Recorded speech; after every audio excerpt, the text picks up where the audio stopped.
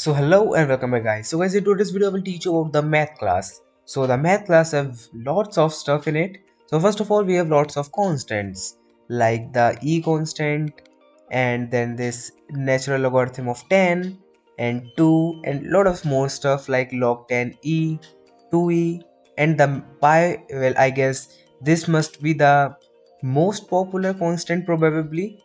Well, at least I think most of the viewers know about it. And then we have the square root of 1 upon 2 or 1 divided by 2, and then we have square root of 2. Well, these are some constant. Let me just log all of these so that you can understand a bit about them. Well, these are just some simple values of these constants, and you might know this value 3.14 thing. It is the pi. And now let's move on to these functions.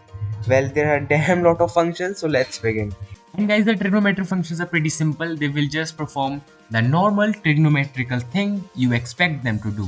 For example, I will just show you a bit of thing. If we do math.cos 0, where here 0 refers to the degree, and then we can do sine 0, and it will just return us 1 and 0, I think. Already it did return us this thing.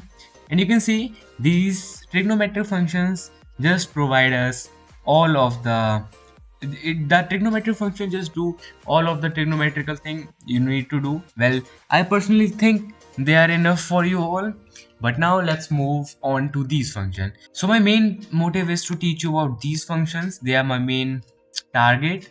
So what do math.square do? It is pretty simple. It will just return the square root of a provided number. For example, 1296, it will be 36, I guess. Bam, it was 36. And if we do math.cbrt, it should return 6.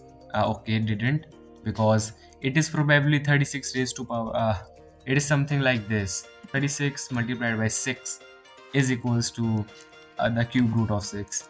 All right, but anyways, here comes, well, let me just make it sqrt.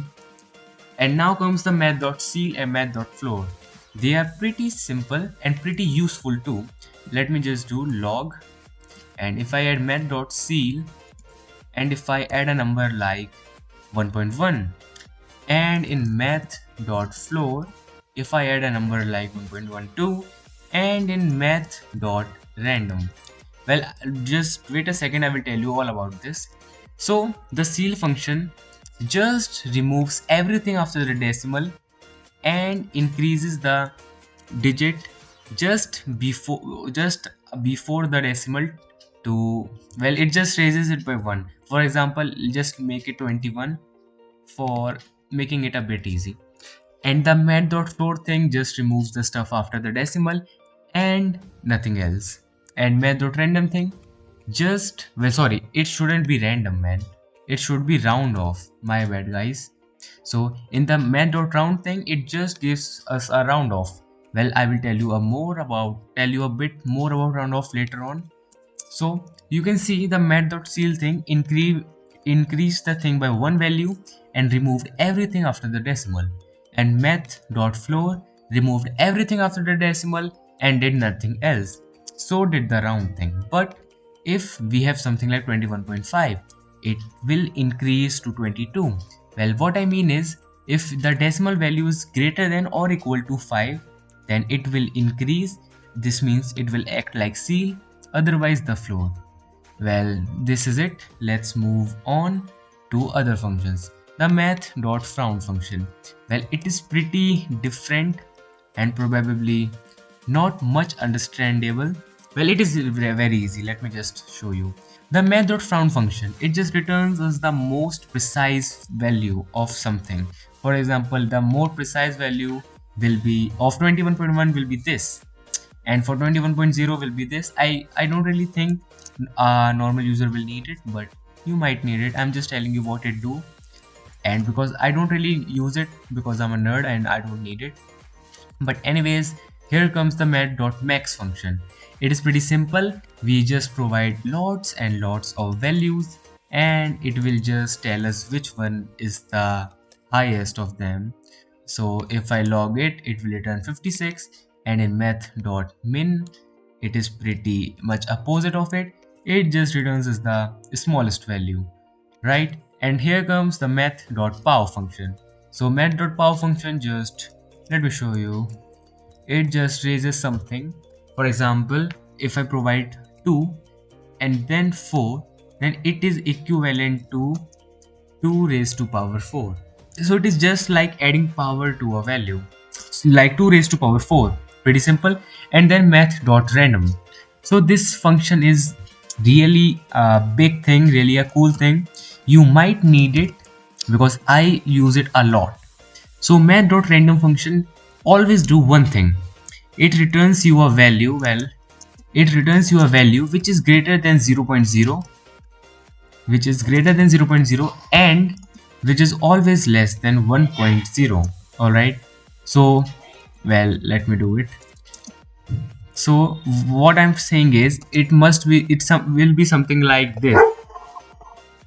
This is what method random value returns, but I will tell you a bit more about it. Wait a second. So you can see these are random values like 0, 0.00 and stuff. But what if you want to get better values like integer values? For that, you can simply do math dot floor, bam, and now you will always get 0. No matter what you do, you will always get 0, because of course, dude, it is just gonna remove everything after 0 and then it will return 0. But you don't really want to get zeros, so for that we can just multiply this value by some number. For example, we can multiply it by 10. Then you know what happens? You will always get value between 0 to 9, like 0 to 9. So let me just show you. So you can see we are getting 2, 7, 1, 7, 8, 5, 7, 0, 9, and it will never cross 9, and it will never be below 0. But what if you want to add a minimum limit, like you want it to be between 5 to 9? Then you can just do plus 5. But there is a catch. If you do plus 5, it will cross 9. You can see it is 13, 8, 13. So for that, you can just subtract this by 5. Pretty simple. So you can see it now works. It is always greater than 5 or equal to 5 and less than 9. So now let me show you a formula. Like if you like, for example, well, let me just show you in simple words.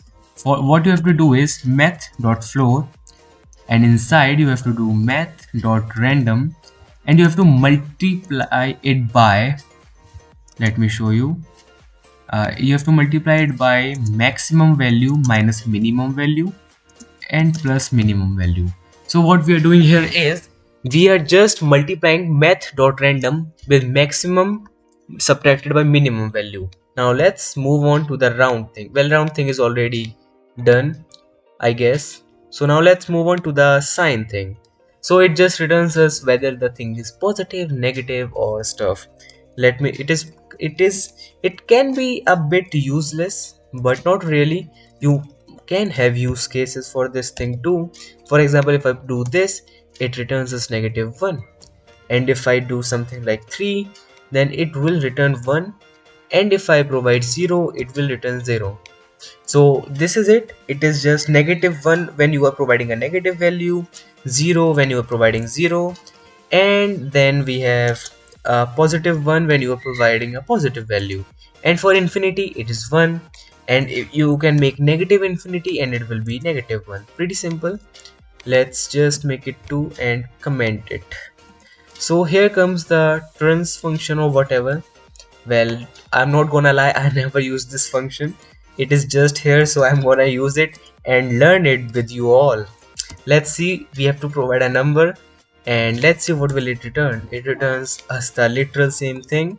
Let's try with a decimal number, and it returns us the same thing. It returns the integral part of a numeric expression. Okay, so it is kind of like the math.floor function. It just returns everything afterwards the decimal.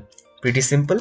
Alright, so these functions are related to log. For example, let me just, so if I just log math.log 10, so it just returns as the basic value of a logarithm.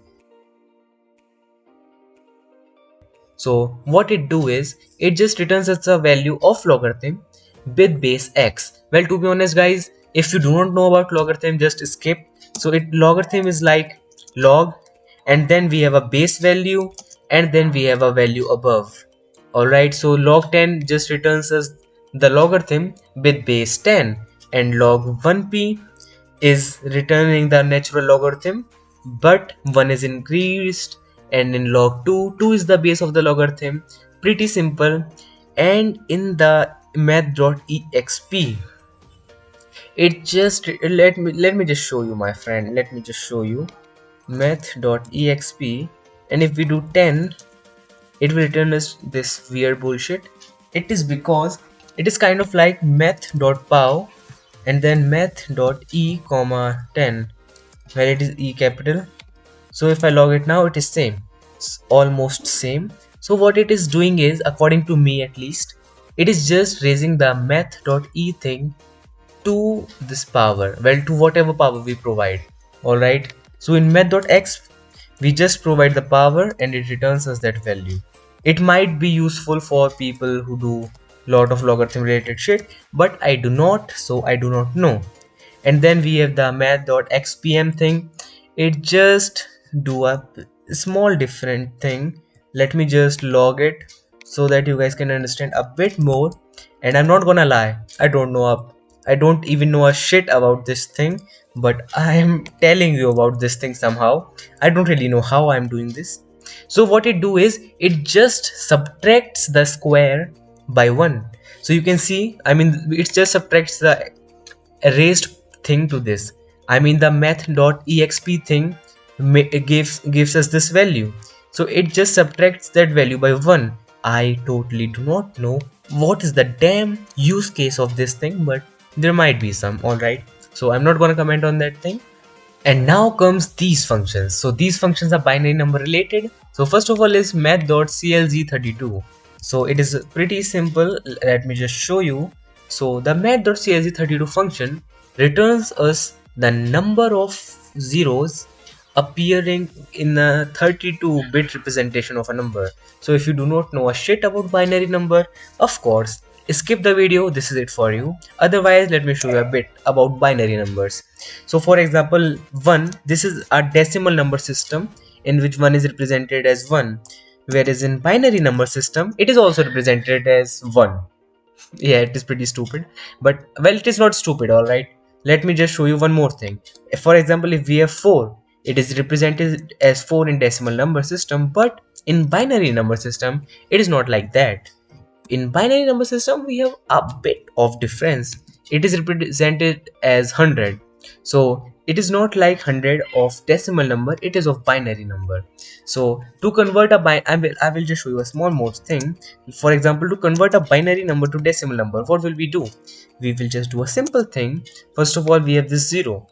We will multiply it according to this. We will multiply it 2 raised to power 0, which is equals to 1. So plus we will do 0. I will, let me just write this thing, then I will tell you what I'm doing here. So you guys can see we convert a binary number to decimal number like this. So you can see this 100 is equals to 4 with this formula thing. So in a simple language, it is just we multiply each digit by 2, and the 2 is raised to power of its position subtracted by 1. For example, its position, this zero's position is 1, so we will raise the 2 by 0, and it is 1, so we will, sorry, it is this 0 at the second index, so it will be 1, I mean after subtracting, and then this is 3, so its value is 2. Pretty simple. Well, this is what I wanted to tell you.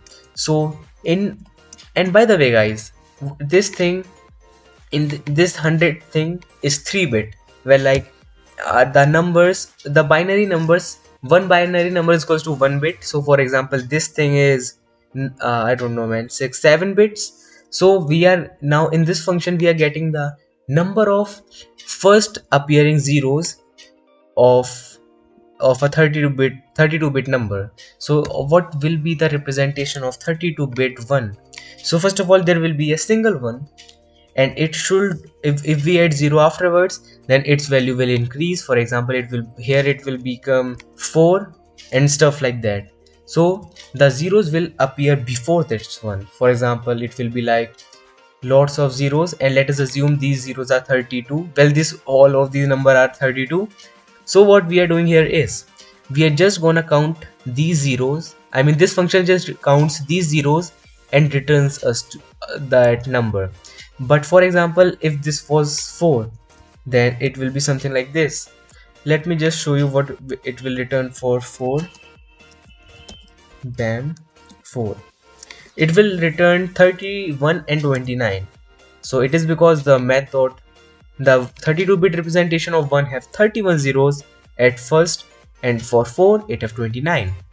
Well, this is it. I'm really sorry if I'm unable to explain this shit properly, but that's how it works. Trust me, that's how it works. But anyways, then we have this math.imul. It just returns as the result of multiplication of two numbers, but they are binary. So if I do 1 comma 2, it returns as 2, because of course it is 2, dude. And if we multiply 3 comma 2, it returns as 6, because of course 3 multiplied by 2 is 6. But it is a bit different with decimal numbers, because here we are talking about binary number, and when we convert binary to decimal, there are bit differences. For example, 3.392 into 2.092 in a normal multiplication wouldn't be equal to 6, but here it is. So this is what I wanted to show you all, and this is just a bit of binary multiplication thing. If you want to do it, you can use it, and I'm really sorry if I'm sounding stupid, because I indeed am. Alright, so here comes the hypot function. The hypot function is pretty simple. It will just do a simple thing. It will just, let me just add these values. So in the hypot function, it is just gonna, well, let me just tell you, it will just take a square of all of these values, like all of these provided arguments, and then it is going to take their sum, and it will give return as the square root of the value. Well, just to make it a bit easy, I will give it 1 and 2. So the square of 1 is 1 and the square of 2 is 4, so it will be 1 plus 4, which is equals to 5, and it will return the square root of 5. So it, and the square root of 5 is 2.414, I guess. Well, it have more numbers too. Well, you can see, okay, square root of 5 is a bit different, 2.2306. Well, it isn't, but it is binary number thing, so there are small differences in the value, and this is it. Well, this is the hypot function for you all, and I guess thanks a lot for watching. I hope that you guys were able to understand. My main focus were these functions. No, and these functions are just not one of my main criteria thing to teach you. Anyways, thanks a lot for watching. Bye.